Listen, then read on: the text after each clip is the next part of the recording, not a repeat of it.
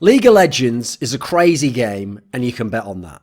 You can't always expect some wild backdoor that could end a seemingly won game. You can't just expect G2 to succeed without their old lineup of stars. What you can do is get off a decisive gank on a match you think you have a read on and beat the odds playing at esports pools. At least if you're a smart guy with a good understanding of the game, because that's what I'm talking about. Otherwise, perhaps you're one of these freaks who just wants to have some fun and pick a team you're rooting for, instead of going too in-depth with all the numbers and all that nerd shit.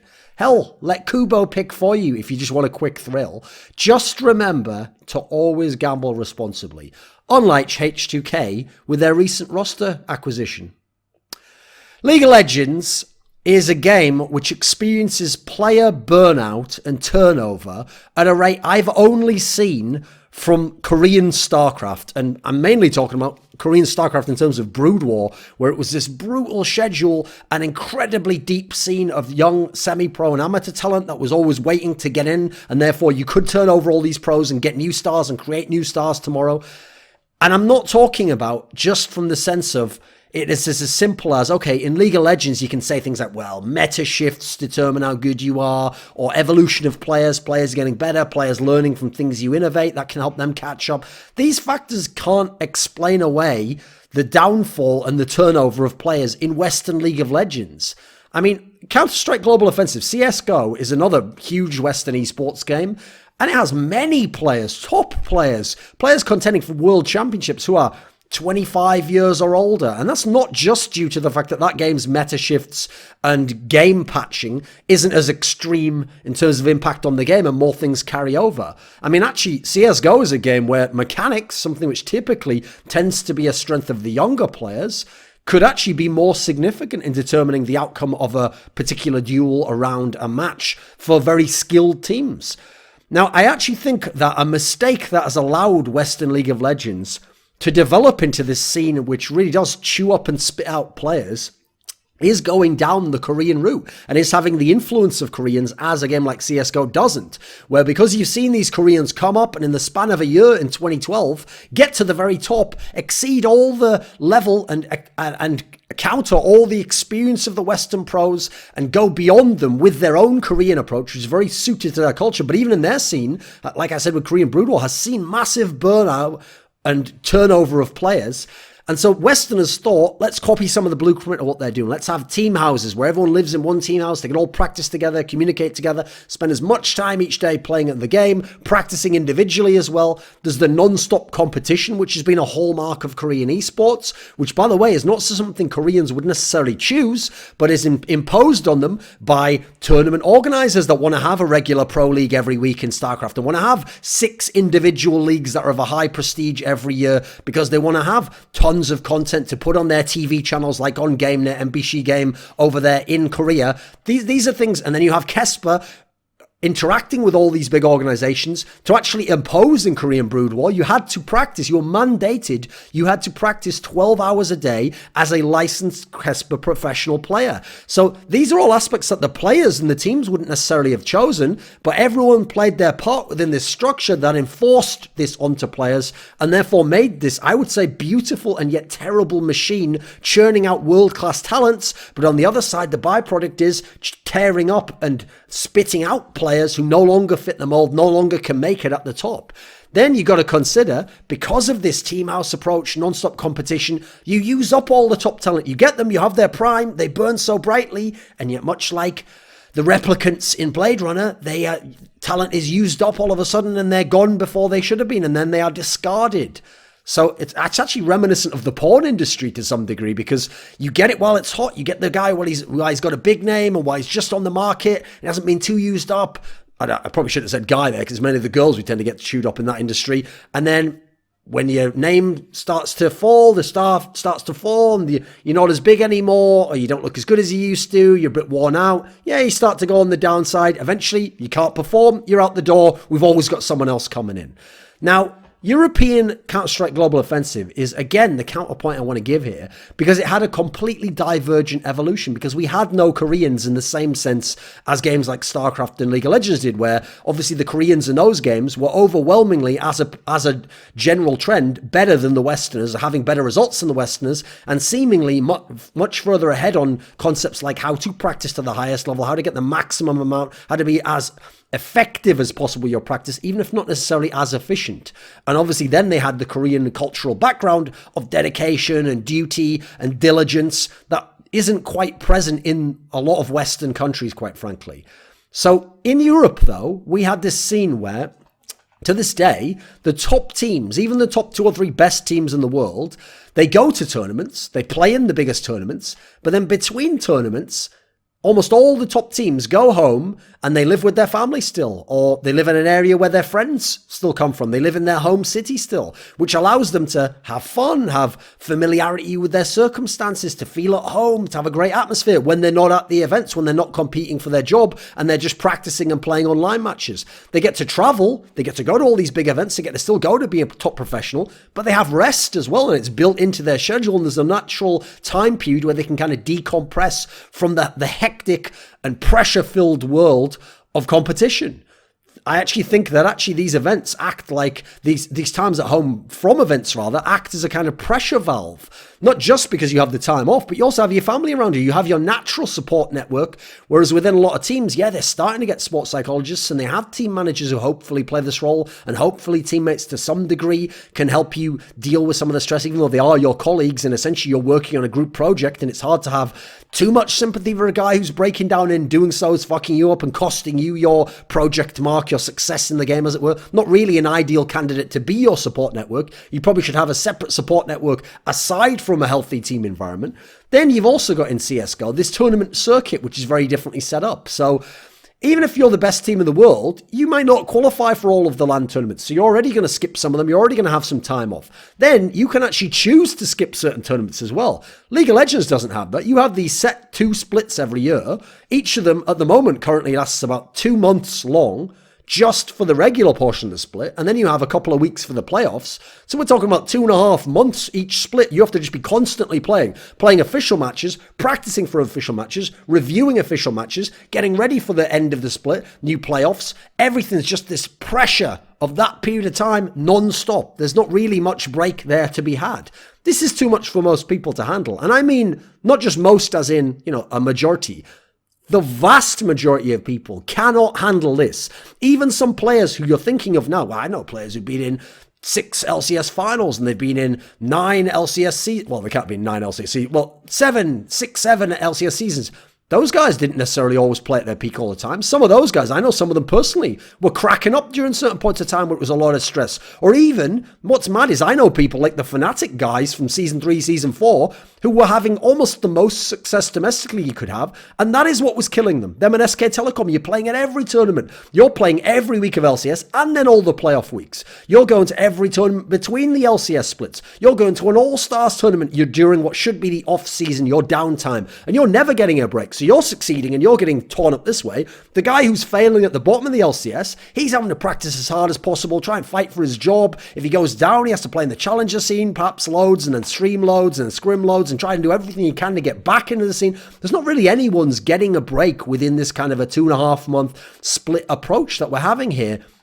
And this is too much for the vast majority of people in esports and in the world in general to handle. I know you see these Korean stars, you think of Faker in League of Legends, just remains a world-class godlike player seemingly every season. You think of Flash in StarCraft, who could go years and years as just an elite pro, grinding out practice machine, playing 14 hours a day, sleeping 4 or 5 hours, still played at his peak, still innovating the game, still mastering the game. You think of someone like Su in StarCraft 2, who was in something like 6 GSL finals, just a machine, again, time and time again. Didn't win any of them, but could consistently come back. Wasn't broken by the fact he didn't win. Would get back to peak form, get back to a final, be in with another chance. Years separated from past attempts at times, consistently through new metas.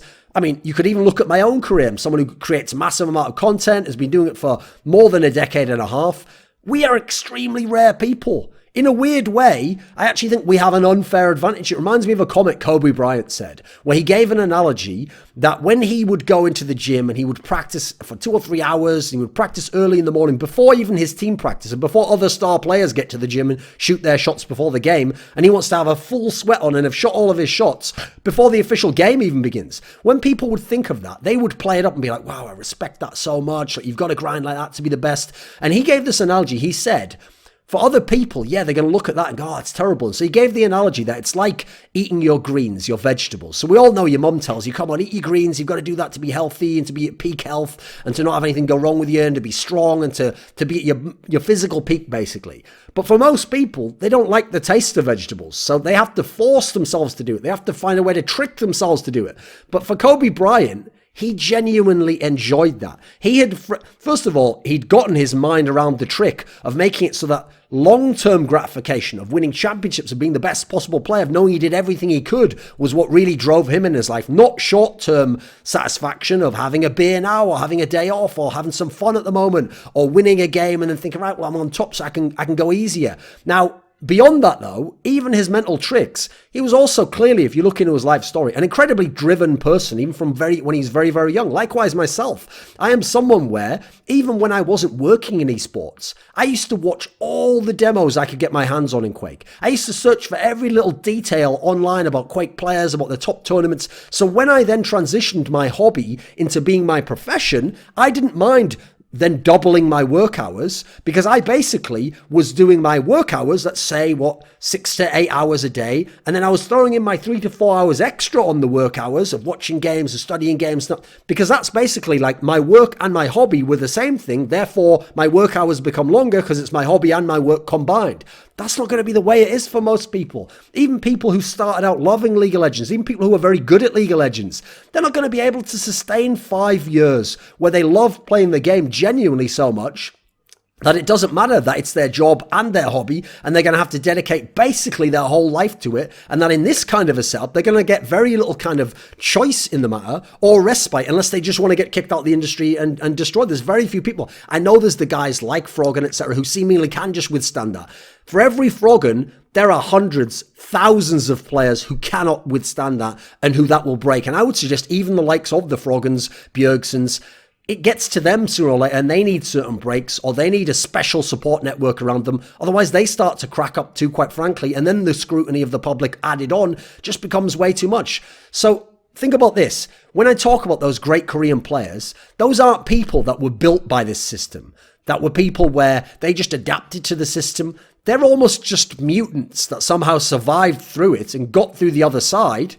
And then you just look at the success story and you go, see, it's fine, they can handle it. And you don't look at the wake of bodies behind them who just didn't, and who had as much talent, sometimes more talent, sometimes themselves were considered very driven or productive people who didn't make it through because eventually the machine ground them down. They didn't get to that. That's why I often described Korean Brood War. I've often said to people, I love the result of it, the amazing matches, the great stories, the highest level of competition I can imagine.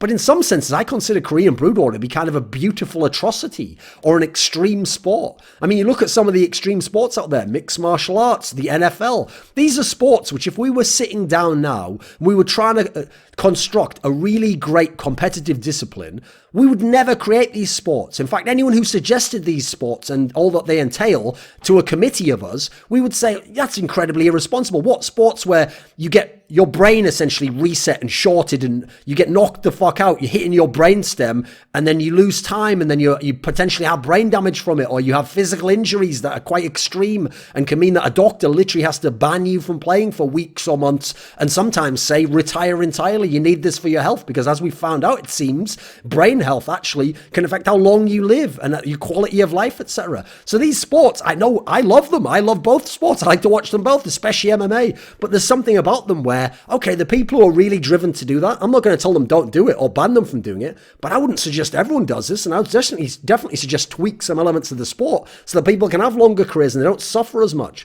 Contrast League of Legends in this split approach with some other esports games. So in CSGO, a tournament takes between 3 days and let's say a week. That's about roughly what a big international tournament takes. Now the major, which there are only 2 of per year, currently now takes 3 weeks. But first of all, you add in 8 teams for each of those 3 weeks, and you subtract 8 teams for each of those 3 weeks. So as a result, no teams, of the like 24 teams or whatever in there, most of them aren't playing all 3 weeks. Like you have the qualifiers and then the people who qualified by making it to group stage of the last one, and then the Legends teams are in the final week waiting for everyone else. So not everyone's getting that burnout at that point in time. Very few teams are going through all 3 weeks.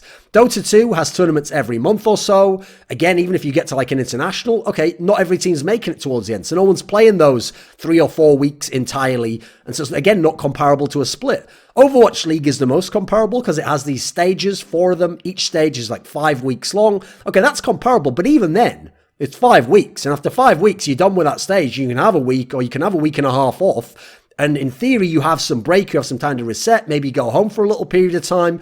And you have all those subs as well. Even then, with Overwatch League, I already started to see some issues with people starting to crack up a little bit and look a bit overworked and burned out, who'd really been on ham in the first 4 weeks. And then it started to wear on them as those weeks closed up towards the end, especially the teams that had the very small rosters of the 6 to 7 players rather, so not many opportunities to sub people out, which is more comparable to League of Legends because Overwatch League actually used more subs for more games because they have all the different game modes and maps than any other esports game, including League of Legends. Then look at StarCraft too, because obviously that's the modern embodiment of StarCraft, right? Even in StarCraft, we don't have anything as extreme now, especially now that Pro League died in Korea. You have these 3 to 4 day international tournaments, or you have the GSL, which, yeah, can last a month, but every stage you're eliminating seemingly half the field, and therefore most players are getting time off again, which if they choose to then dedicate to practicing and playing more competitions, that's their choice, but they're in no sense mandated to or required to by the competition itself. Also, when you don't have these long splits like this, you can allow people to practice, but practice with purpose. Have something in mind, not just have to practice because there's a game coming up. Have to practice because you did well in the last game, you want to maintain your level. Have to practice because you did badly in the last game and need to get your level up to another aspect. It's up to you how you practice. It's not going to be essentially forced by this atmosphere. Now, what's the issue, you might say here, with having these long splits, or even with people burning out? Well, you're going to have what would be your Hall of Fame careers be shorter, and some of them not be Hall of Fame careers because someone breaks up after a year who you otherwise could have played for 10 years. It's going to put people under a different kind of pressure than otherwise exists. Like, you know, when you have the pressure of a massive playoff match, you've never played in the playoffs, or you've always lost in the semi-finals. I love that. I love seeing people tested that way to see, will they become someone who under pressure becomes a diamond, or will they break entirely? I love the kind of pressure of, you got to compete for this spot. And if a young, hungry guy's coming up, he can take your spot, even if you're a legend. I love all of that. But what I don't love is the pressure of, can you simply endure physical and mental tolerance to a degree which we can actually almost objectively prove the vast majority of you can't. This is like one of those scenarios where it's like, look around you, there are 100 people in this room. 2 of you will succeed and be here in 5 years. That's not cool. Because again, it's not about skill or your aptitude or whatever. It's about some aspects that maybe psychologically you don't even have a choice about. Maybe you can't even adapt to these. Maybe at the moment we don't have the support structures and the tools to actually allow even people with all the talent and the will and the drive in the world to succeed in some of these senses. Maybe even the really great players who naturally can fit some of this are going to break up for emotional reasons, psychological reasons, RSI, physical reasons. Again, we're not making it the game that's determining how long your career can be. So I don't blame Riot necessarily for this. There are a lot of these components that have taken many years to look at and try and figure out the principles behind, or what the negative effects were, even if they knew there was a negative effect. It's not as simple as the idea Riot knew this or whatever, but I do think they have to look towards fixing it in the future. So what are some of the solutions? Because for a start off, in terms of Riot, since they control their whole game and they actually set up their whole circuit, especially in the West, and obviously now they've taken over all the other regions, some obvious ways you could start to fix it is, let's have shorter splits. How about a split that's 5 or 6 weeks long and then has 2 or 3 weeks between it? How about more games per week in each split? And therefore, yes, you have to, it's going to some degree reduce the quality of the games, but it's going to give more time off in the year and you can get the same amount of games played, but in a shorter amount of time. I agree you're going to take a hit in terms of the quality of the matches, but the quality of people's lives and careers, I think, is going to be enhanced and lengthened, and therefore, I would take that trade any day, quite frankly. And then let the people who are driven be the ones who go to the ends of the earth with their practice. I would actually say break up competition more. Make formats where people get eliminated earlier, and therefore it's up to them if they have time off at that point in time. It's up to them if they get eliminated and they're a good player, if they choose to dedicate themselves, or if they want to have time off. Give them the choice to ruin their own life or have to play the way they want to play. Let people choose if they want to be Kobe Bryant or Nick Diaz, these people who just put in endless amounts of time, whether they're competing or not, or whether there's a match the next day or not. Now, what are some solutions beyond that? So, okay, one solution that we've already seen starting to get addressed is the team house issue. We've seen people like Team Liquid got apartments for people and then had an office you went to. You didn't have to live around people, and that provided some of the pressure valve, that provided an opportunity to be away from the harshness of the environment. Didn't necessarily get rid of some of the other issues. You can't be at home as much. Problem is, it's going to be hard to break all teams away from the team house method anyway, because first of all, having a team house makes it a lot easier to coordinate content creation. And we know most teams are essentially glorified agents who get sponsors. They sell the sponsors on a certain amount of hours and exposure level that their players can help them provide, and therefore they need you to hit those content hours. What's the easiest way to manage professional players like this for interviews, for exposure, for content creation? Is to have them all under one roof, and you just go into an next room and you tell that guy to do it. You don't have to wait for him to reply to your email or your phone or your SMS or your WhatsApp message, whatever it might be. Now, that is admittedly an age issue. As esports ages get bigger, older rather, which by the way would help if your career didn't get burned out in the same way, you're going to see people who are proper professionals who are 25 and understand this is a business and do the things asked of them and therefore command that high salary that they'll have at that point in time. It's also a factor that it's cheaper to rent a team house and then have all the players there than have separate apartments and an office space and transport between them. That's going to cost more potentially. In terms of the circuit, I already think, right, so the Overwatch League, in terms of being a league that has like a set amount of time and everyone has to play from one location, right, that's already got something close to what I would like, in as much as in the Overwatch League, it lasts like roughly 6 months or something, but then you have 6 months that's just open in the schedule. And at that point, other people can host third-party tournaments. People can just have time off if they want, or they can just keep the engine ticking over with basic practice and then come back, or have boot camps to keep their level up. But they have an opportunity for there to be some breathing room, to have a real off-season. And in the League of Legends, we don't really have a proper off-season for my money. Now, that isn't a perfect fix in itself. As I've addressed before, there's 4-stage system, which I think overall would still add up to like 20 weeks of the year. Still kind of insane in its own right. But in the same way, it's 20 weeks, but not spread out as much as leagues. So again, I think that's a solution, but not necessarily a perfect solution. So I hope that whatever the approach is, at least the end goal is, let's find out ways to make these players not burn out as much, not crack up as much, not get destroyed by the system, which we would hope them putting their efforts into, make them great players, make them legends, make them Hall of Famers, make them journeymen, but who can go from team to team, passing on experience and helping craft something using their experience and understanding of team dynamics and synergy. Let's not have our great players chewed up by this beautiful machine and spit out the other side saying, oh, I just couldn't handle it anymore. I wish I could have played for longer. I wish I could be one of those guys from CSGO who's played for 10 years. Let's change the system. Welcome to Thorns and Thoughts. Unfortunately, I don't have any content. The man already speaks his mind, but I ain't gonna stop you now. I assume you saw a pretty fucking good video, all right? And you're already on the man's channel, so stay a little while longer. I see you're comfortable, and just check a few more out. This video was supported by Dean Tanglis, Michael Allaire, Andreas Westerlund, Alex Adams, Gman, Twch, Jerky's Minion, Anthony, TGreb, Jake Petrucci, Yordan Tsenkov, Daniel Yordanov. Want to get exclusive teasers for my upcoming work? Submit questions for me or make suggestions for my content? Become a part of the ever-growing Scrilluminati via Patreon link in the description box below.